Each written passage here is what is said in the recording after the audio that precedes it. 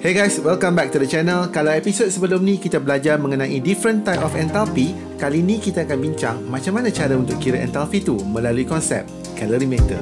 Nak tahu lebih lanjut? Stay tuned.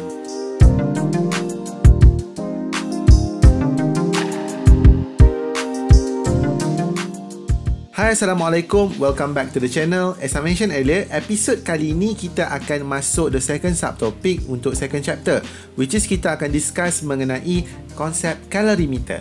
Calorimeter ni adalah satu instrumen yang mana kita guna untuk measure the enthalpy of the reaction. But our aim for this lesson is very simple. The first thing is kita nak belajar define apa tu heat capacity and also specific heat capacity. There are two different things there. Yang kedua, kita nak kira delta H untuk reaction yang mana kita conduct dalam bomb calorimeter. Yang ketiga, kita nak belajar kira delta H untuk reaction yang berlaku dalam simple calorimeter. Mudah je benda ni. Okay, so kita tengok apa itu calorimeter. Calorimeter ataupun teknik calorimetry ni adalah satu cara yang mana kita guna dalam lab untuk kira the heat change of a reaction. Dan bahan yang kita guna, benda yang kita guna tu, nama dia adalah calorimeter. Calorimetry tu adalah satu teknik yang mana benda yang kita guna tu adalah calorimeter. Okay, so calorimeter ni kita ada dua jenis. Yang pertama adalah constant pressure calorimeter, also known as simple calorimeter. Yang ni biasanya kita conduct satu eksperimen dekat dalam lab. Constant pressure calorimeter ni dia sesuai untuk reaction yang mana peningkatannya tidaklah terlalu ketara. Okay, so the next type of calorimeter adalah constant volume calorimeter ataupun dikenali sebagai bomb calorimeter. Kenapa bomb calorimeter? Kebiasaannya kita nak berlaku reaction yang membakar something. Okay, bila kita bakar something, heat release by the reaction is equal to heat absorbed by the calorimeter. Dia boleh conduct at different pressure, at high pressure and so on, sebab dia boleh absorb a lot more heat. Okay, dan pembinaan dia tu lebih G2 lah berbanding simple calorimeter tu. Okay, topik calorimeter ni tak adalah susah sangat, senang aja sebenarnya. Okay, tapi nanti kita akan lebih clear sekejap lagi. Okay, ni adalah perbandingan antara calorimeter. Okay, kita ada simple calorimeter dan juga bomb calorimeter. Kalau kita compare, simple calorimeter ni kita buat dalam open space. Okay, macam dekat dalam lab macam tu. Tapi kalau bomb calorimeter ni kita buat dalam satu seal container. Okay, bomb calorimeter ni pun dia tertutup. That's why dia boleh deal at high pressure. Okay, kita boleh control volume dia tapi pressure dia lebih tinggi. Simple calorimeter digunakan untuk measure the heat evolve from the solution, while bomb calorimeter untuk heat evolve in gases lah, heat flow in gases. Okay, so kalau kata kita nak buat reaction yang agak kompleks, yang memerlukan high temperature ataupun pressure, lebih sesuai kiranya kalau kita guna bomb calorimeter. Basic principle of calorimeter ni rely on one thing. But before we go there, I want to define the term heat capacity. Heat capacity is defined as the amount of heat required to raise the temperature of a given quantity of substance by 1 degree Celsius. Ini kita tengok dia adalah, unit dia adalah joule per Celsius. Maksudnya adalah kalau kata kita ada satu metal, okay, satu metal tu, okay, kalau suhu asalnya adalah 25 degree Celsius, kalau ni nak naikkan 26 degree Celsius, okay, you supply heat. Okay, berapa banyak heat yang you boleh naikkan dia? Okay, let's say kalau you supply sebanyak 3 joule, okay, dia baru naik sebanyak 1 degree Celsius. So jadi heat capacity is equal to 3 joule per Celsius. Okay, bermaksud the amount of heat required untuk meningkatkan mass dia, the amount of heat required untuk meningkatkan dia punya temperature by 1 degree Celsius. Meanwhile, specific heat capacity, simbol dia C kecil, is defined as the amount of heat required to raise the temperature of 1 gram of a substance by 1 degree Celsius. Okay, dia special sikit sebab dia ada gram, dia lebih specific. Bermaksud kalau you ada 1 gram of water, okay, this is 1 gram of water, okay, you nak naik suhu dia, let's say daripada 25 degree Celsius pergi ke 26 degree Celsius, okay, berapa banyak heat yang you perlu supply? It was known that the specific heat capacity of water is 4.18 joule per gram per Celsius. Bermaksud di sini bahawa you need to supply heat sebanyak 4.18 joule, barulah suhu dia boleh meningkat sebanyak 1 degree Celsius untuk 1 gram. Kalau you ubah dia punya mass daripada 1 gram pergi ke 2 gram, okay, the amount of heat yang you nak supply dia mesti lebih tinggi. Specific heat capacity is very good sebab kita boleh tahu relationship of mass in term of kenaikan suhu dia juga. Kalau mass tu lagi besar, lagi lambat lah, lagi banyak amount of energy yang you perlu supply di situ. Dia dah lebih specific. Basic principle of calorimeter is very simple. Kalau kita buat satu reaction tu, okay, this is our calorimeter. Okay, this is our calorimeter. Okay, kalau kita buat satu reaction kat dalam tu, the heat released by the reaction is equal to heat absorbed by the surrounding. And in this case, kalau kita guna calorimeter, our surrounding is calorimeter. Sometimes our surrounding is just water. And sometimes our surrounding boleh ada calorimeter dan juga water. Okay, so konsep calorimeter ni nampak macam kompleks sikit, tapi tak sebenarnya. It is easy to understand lepas kita tengok several example. I provided a lot of example for this video sebab I know through practice you can do a lot of things. Okay, kita akan try tengok dulu basic principle calorimeter. Ni antara formula dia lah. Okay, formula dia ni ada dua. Kalau kita guna heat capacity, C besar, dia punya adalah formula adalah Q is equal to Cat. Kalau you guna specific heat capacity, formula dia adalah Q is equal to MCAT. Okay, I'm gonna teach you how to solve several example. We start with the first example. We were given a reaction of between hydrogen, okay, H2, tambah dengan oksigen, gas, untuk menghasilkan H2O.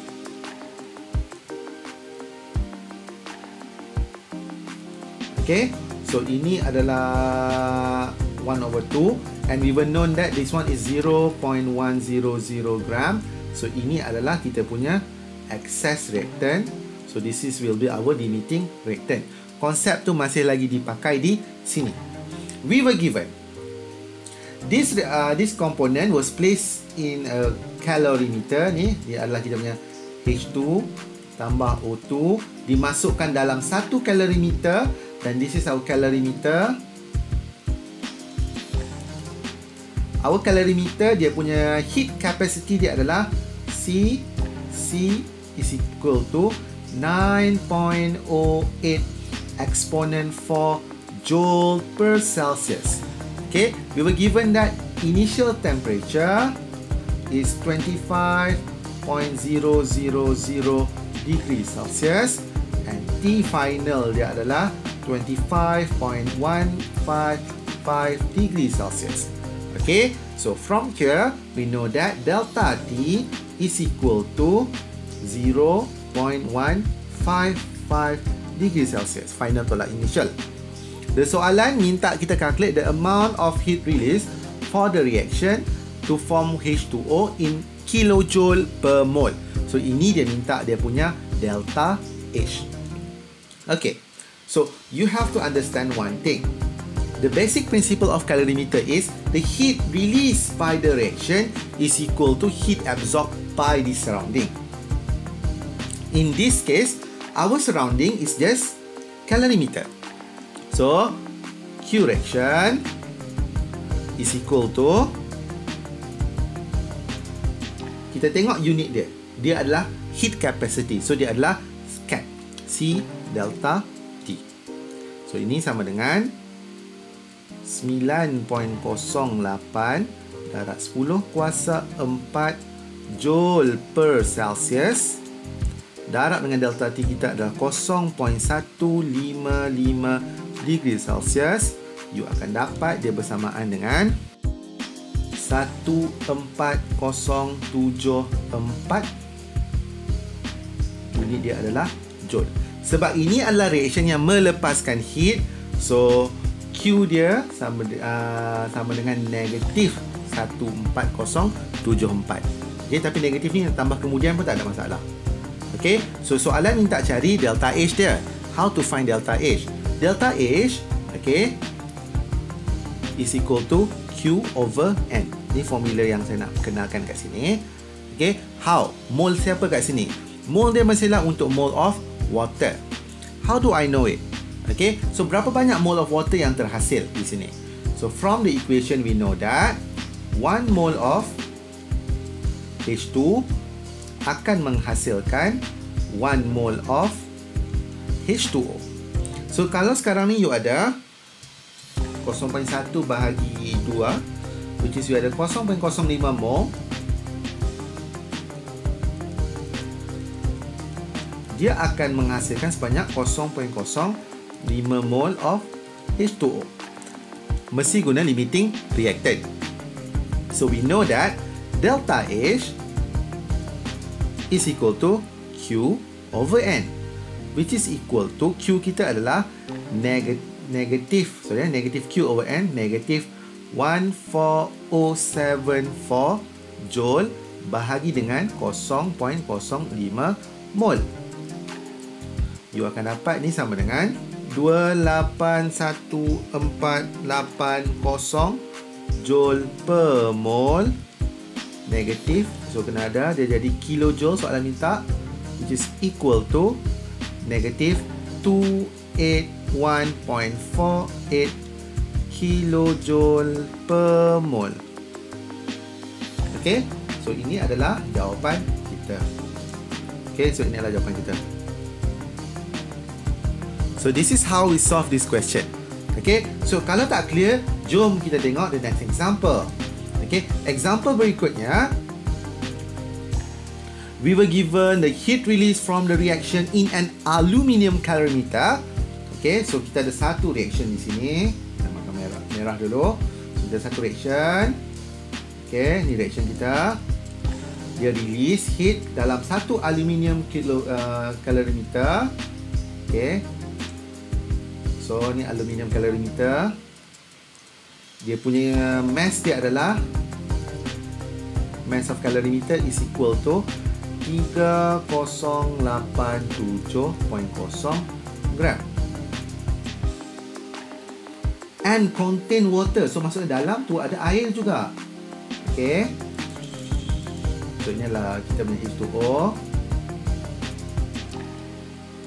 And water is equal to 1700 milliliter, which is equal to 1700 gram.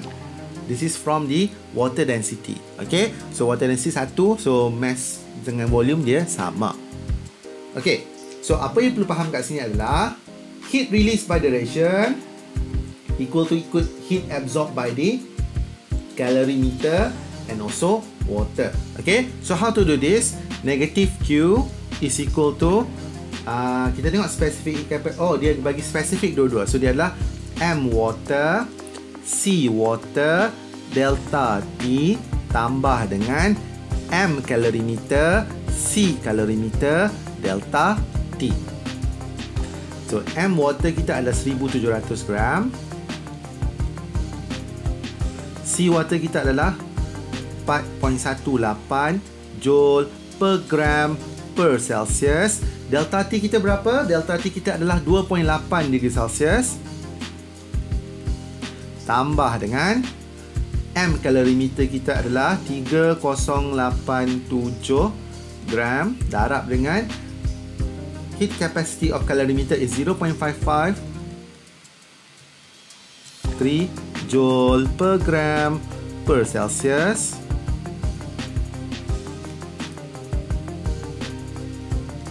Dan temperature kita adalah 2.8 degree Celsius. So ini bersamaan dengan 24676.71 joule. So Q adalah negatif 24676.71 joule.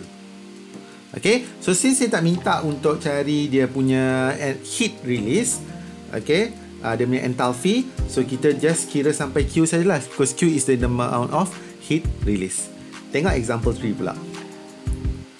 Example 3, a quantity of 100 ml of HCl is mixed with 100 ml of 0.5 molar NaO in a constant pressure calorimeter. Inilah simple calorimeter untuk neutralization reaction. Okay, kalau neutralization reaction, one thing that you have to note is, kita ada, kalau kita dalam ni, kita punya reaction. Okay, this is reaction kita, HCl, tambah NaOH, dia akan menghasilkan NaCl tambah H2O. So, heat released by the reaction tu is automatically absorbed by the water. Okay, reaction tu akan menghasilkan water. So, water memang akan absorb. Dan juga, kita diberi maklumat mengenai kita punya kalorimeter. So, ni kalorimeter kita kat luar. So, sekarang ni kita ada dua benda. Water dan juga kalorimeter.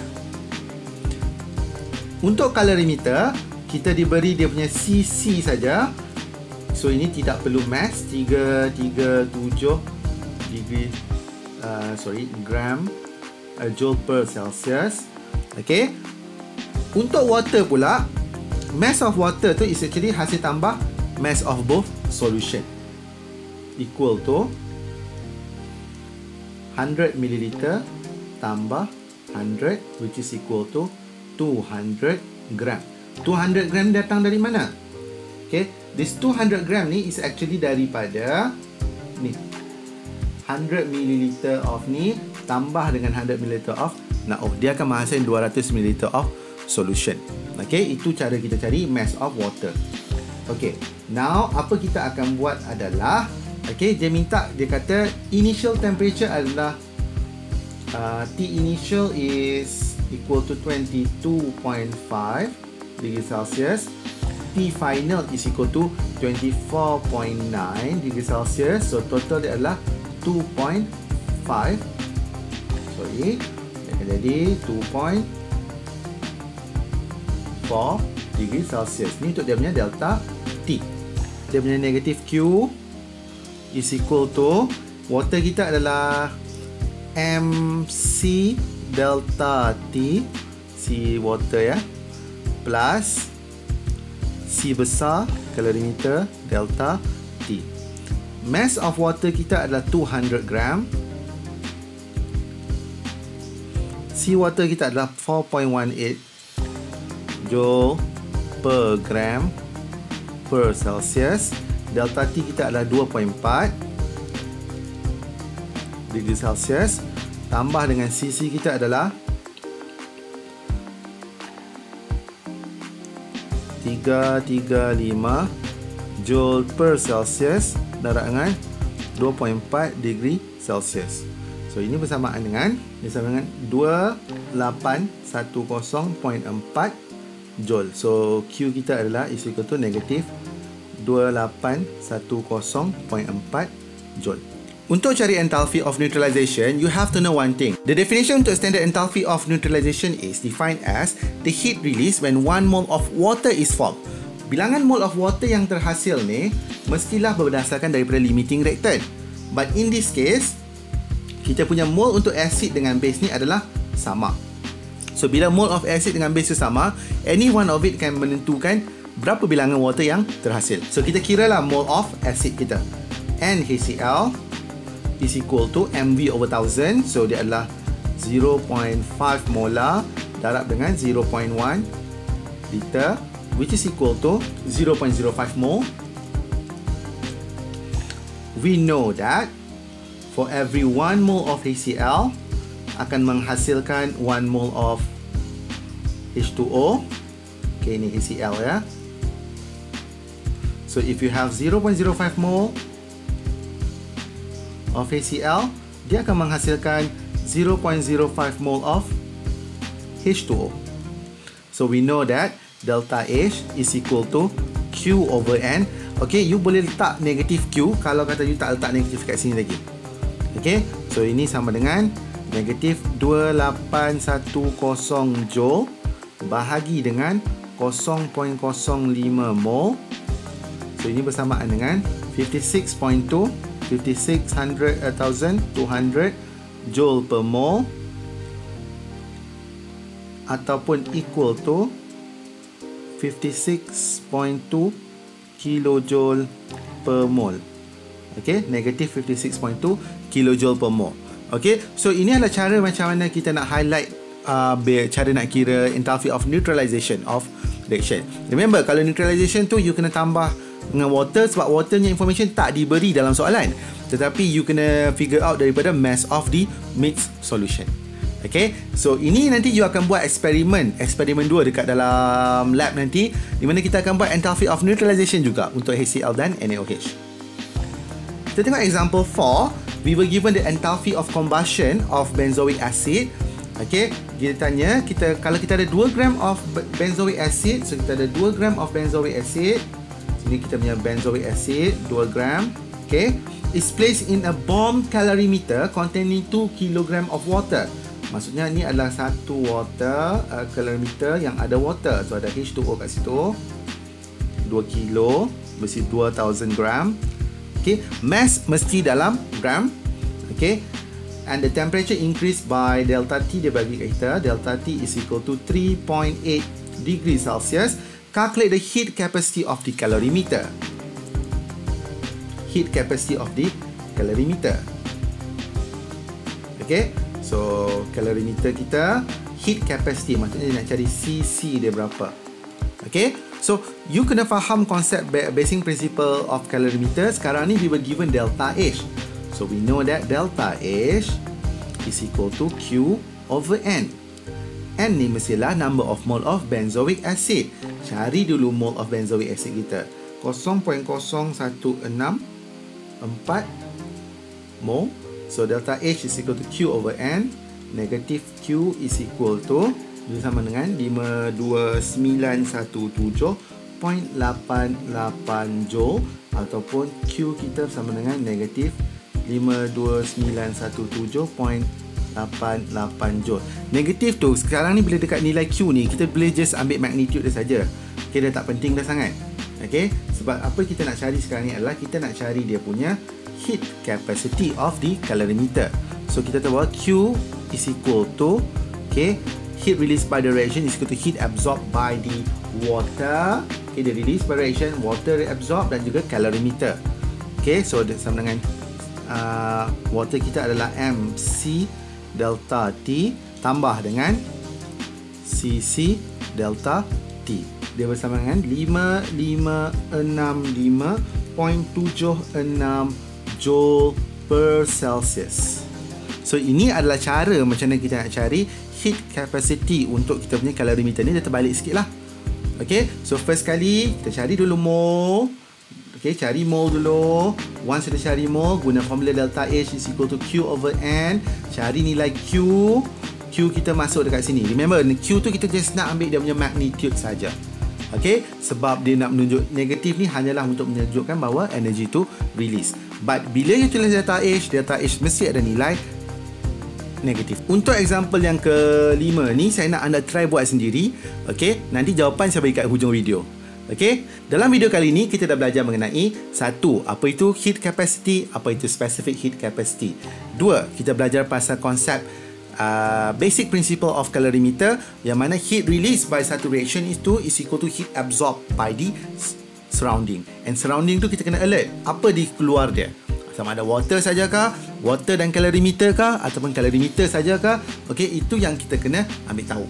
Yang berikutnya kita belajar pasal perbezaan antara simple calorimeter dan juga bomb calorimeter.